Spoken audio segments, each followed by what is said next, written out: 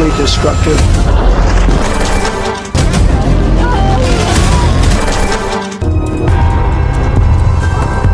Some places that are never for sale. बिस्मिल्लाहिर्रहमानिर्रहीम, अस्सलामु अलैकुम। ईरान और कनाडा की आवाज़, बदमाशों के खिलाफ जंग।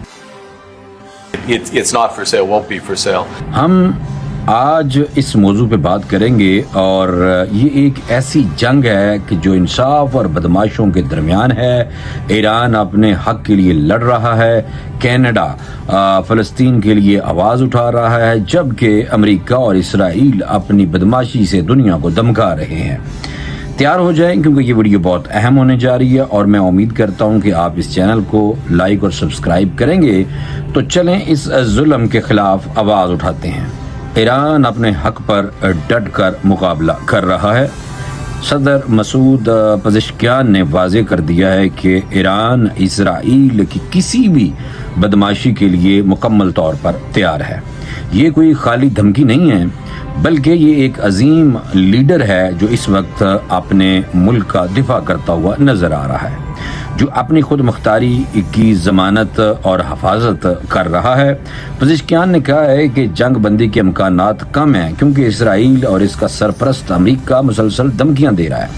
लेकिन ईरान ने भी वाज़ेह कर दिया है कि इसका जौहरी प्रोग्राम पुरअमन मकासद के लिए है और ईरान जो जुल्म के सामने कभी झुका नहीं।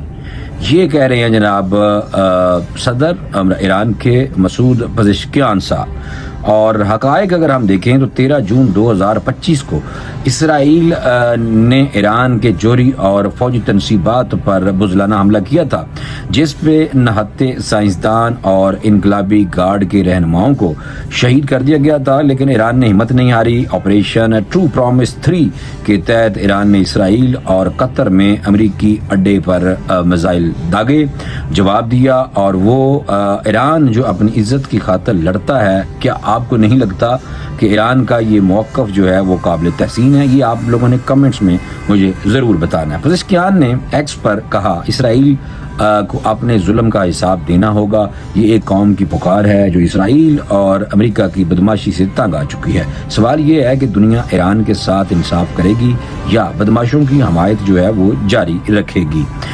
अब बात करते हैं कनाडा की, जिसने फ़लस्तीन के मज़लूमों के लिए आवाज़ बुलंद की है। कनाडा के वज़ीर आज़म ने इसराइल से मुतालबा किया है कि वो मगरबी किनारे और गज़ा की इलाकाई सालमियत का एहतराम करे। ये कोई आम बयान नहीं है, ये इसराइल की ज़ालिमाना पॉलिसियों पर बराह रास्त वार है। कनाडा ने साबित कर दिया है कि वो इंसाफ के साथ खड़ा है और ये वक्त है कि दुनिया में इसकी तकलीद, यानी कि दुनिया भी इसकी तकलीद करे।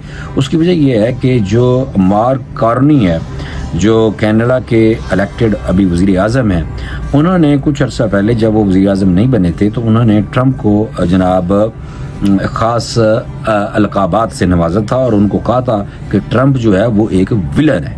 तो जो कनाडा है जनाब, वो हमेशा की तरह हमें नज़र आता है उन लोगों के साथ, मासूमों के साथ, बेगुनाहों के साथ, जो इंसाफ का तकाजा करते हैं। कनाडा जो है उनके साथ हमें खड़ा हुआ नज़र आता है।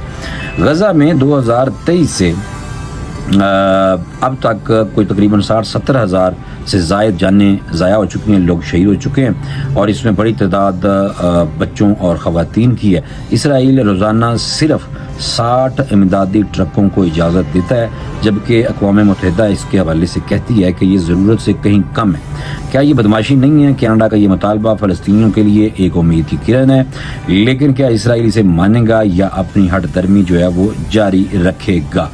तो अब आते हैं असल बदमाशों की तरफ। अमेरिकी सदर डोनाल्ड ट्रंप और इसराइली वज़ीर आज़म बेंयामिन नेतन्याहू, ये दो बदमाश हैं। और ट्रंप ने अप्रैल 2025 में ईरान को धमकी दी कि अगर तुमने जौहरी प्रोग्राम ना रोका तो इसराइल हमला करेगा। और पिछले महीने उन्होंने झूठ बोला कि ईरान का जौहरी प्रोग्राम मुकम्मल तौर पर तबाह हो गया है। लेकिन पेंटागन की लीक जो हुई है रिपोर्ट्स, उसमें वो कहती है कि ये हमले सिर्फ ईरान के प्रोग्राम को सुस्त कर सकते हैं, मुकम्मल तौर पर तबाह नहीं हुए।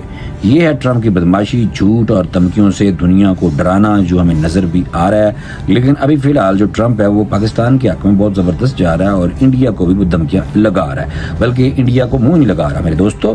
तो अब ये है कि ट्रंप जो है उसके हवाले से देखें ना, और اور ٹرمپ نے ایران کی پیشگی وارننگ پر اس ٹائم شکریہ ادا بھی کیا تھا کہ اس سے ہماری جانیں بچ گئی ہیں. واہ جناب چکیہ واہ، ٹرمپ اپنے دشمن کا شکریہ کہہ کر اپنی ناکامی چھپانے کی کوشش کر رہا ہے کیا؟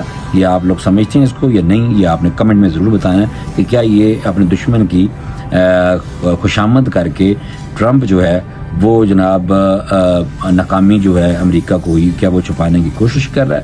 یہ تو دنیا کی بدترین مجھے لگتا ہے کہ ڈرامہ بازی ہے. یہ آپ لوگ بتائیں گے کمنٹ میں کہ یہ بات کس حد تک ٹھیک ہے.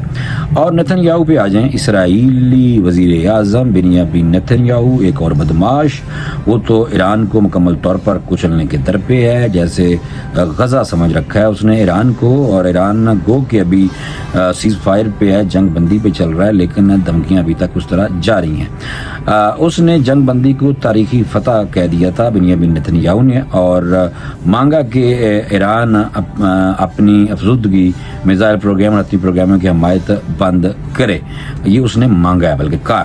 اور یہ کوئی مذاکرات نہیں، یہ خود مختاری ملک سے سرنڈر کا مطالبہ. نیتن یاہو تو یہ بھی تسلیم کر گیا ہے کہ برسوں سے ایران کے سائنسدانوں کو قتل کیا جا رہا ہے. یہ اس نے اپنے منہ سے کہا ہے کہ ہم تو پہلے سے برسوں سے ایران کے سائنسدانوں کو قتل کرتے ہوئے آ رہے ہیں. کیونکہ اس کی وجہ یہ ہے کہ ایران کے اندر سے سپورٹ دی گئی تھی اسرائیل کو، جس میں راک اور موساد کا کٹھا جوائنٹ وینچر تھا. کچھ افغان باشندے بھی پکڑے گئے تھے جو باقاعدہ اسرائیلیوں کے لیے کام کر رہے تھے. یعنی پورا نیٹ ورک تھا بھارت کا، یعنی کہ موساد جو بھارت کی ایجنسی ہے اور اسرائیل کی را جو ہے بھارت کی ایجنسی اور موساد جو اسرائیل کی ایجنسی ہے، وہ جناب نیٹ ورک چلا رہے تھے. اور بڑے عرصے سے اسی طرح کی کلنگز جو ہیں وہ ایران میں ہوتی ہوئی نظر آ رہی تھی، جو کہ باقاعدہ طور پہ یہ جو بدماش ہے بنیامین نیتن یاہو یہ جناب مانا بھی ہے. تو یہ جب بندہ خود اپنے منہ سے کہہ دے تو جناب یہ پھر آپ سمجھ جائیں کہ یہ جو لوگ ہیں یہ مان جائیں تو پھر سمجھ لیں کہ اپنا بدماشی کے چکر میں انہوں نے یہ بار کہا. دوسرا یہ ہے کہ مزید وہ کہہ رہا ہے کہ بدماشی تو آپ کو پتہ انتہا پہ ہے نا. اچھا، بنیامین نیتن یاہو نے ٹرمپ سے کہا تھا کہ اگر ایران جوہری ہتھیار کی طرف بڑھا تو اسرائیل دوبارہ حملہ کرے گا. اور ٹرمپ نے نیتن یاہو نے یہ ٹرمپ کو کہا تھا اس دن ساتھ بیٹھ کے کہ اور اس پہ جناب سر ہلایا، اور ٹرمپ نے بھی، اور ٹرمپ نے خوشی سے سر ہلا دیا تھا، یعنی خوشی سے. یہ ہے وہ گٹھ جوڑ جو مشرقی وسطیٰ کو آگ میں جھونکتا ہوا ہمیں نظر آ رہا ہے.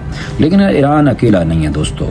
پاکستان کے وزیر اعظم شہباز شریف نے امریکی حملوں کی مذمت کی تھی اور کہا تھا کہ بین الاقوامی قانون کی خلاف ورزی ہے. چلیں بیان دینا بھی بھائی بہت زیادہ بڑی گل ہے. برازیل کے اندر جو برکس ممالک کا ایک اجلاس تھا اور ایران کے پرامن جوہری تنصیبات پر حملوں کے حوالے سے وہاں پہ بھی گہری تشویش کا اظہار کیا گیا تھا. اور ایران کے وزیر خارجہ عباس اراغچی نے امریکی حملوں کو اقوام متحدہ کے چارٹر کی شدید خلاف ورزی قرار دیا تھا. اور یہ آوازیں انصاف کے لیے اٹھ رہی ہیں جناب، یہ آپ نوٹ رکھیں بات. امریکہ اور اسرائیل بیسیکلی ایران کو بدنام کرنے کے لیے پروپیگنڈا کر رہا ہے، لیکن ایران نے ثابت کیا کہ وہ ڈٹ کر مقابلہ کرے گا. ایک ایرانی مشیر کی انسٹاگرام سٹوری پر اسرائیل پر جوہری دھماکوں کی تصویر ایک واضح پیغام ہے. ایران ظلم برداشت نہیں کرے گا. آپ یہ بتائیے گا کمنٹ میں لکھ کے. اور یہ کیا یہ وقت نہیں ہے کہ دنیا ایران کے ساتھ کھڑی ہو جائے؟ یہ بھی آپ نے مجھے کمنٹ میں بتانا ہے. تو آج ہم نے دیکھا کہ ایران اپنے حق کے لیے لڑ رہا ہے، کینیڈا فلسطینیوں کے مظلوموں کی آواز بن رہا ہے، جبکہ امریکہ اور اسرائیل اپنی بدماشی سے دنیا کو دھمکا رہے ہیں. جنگ بندی کمزور ہے، لیکن ایران اور اس کے جو حامی ثابت کر رہے ہیں کہ انصاف کی جنگ جاری رہے گی. کیا یہ وقت نہیں کہ ہم سب ظلم کے خلاف آواز اٹھائیں، اسی طرح جیسے کینیڈا نے بھی آواز اٹھائی ہے اسرائیل کے خلاف؟ تو یہ لازماً آپ لوگوں نے اس پہ کمنٹ ضرور کرنا ہے. تو آپ کا کیا خیال ہے؟ کیا ایران اور کینیڈا انصاف کی لڑائی لڑ رہے ہیں؟ یہ بھی آپ بتائیں گے. یا امریکہ اور اسرائیل کی بدماشی جیت رہی ہے اور آگے جیت جائے گی؟ یہ بھی آپ بتائیں گے. اور لائک بھی کریں اور آپ چینل کو سبسکرائب بھی کر لیں. اور آپ اس جنگ کی ہر اپڈیٹ حاصل کر سکیں گے بیل آئیکن کو اگر آپ دبائیں گے. اور اگلی ویڈیو تک انصاف کے لیے لڑتے رہیں. مجھے اجازت دیں. اللہ حافظ.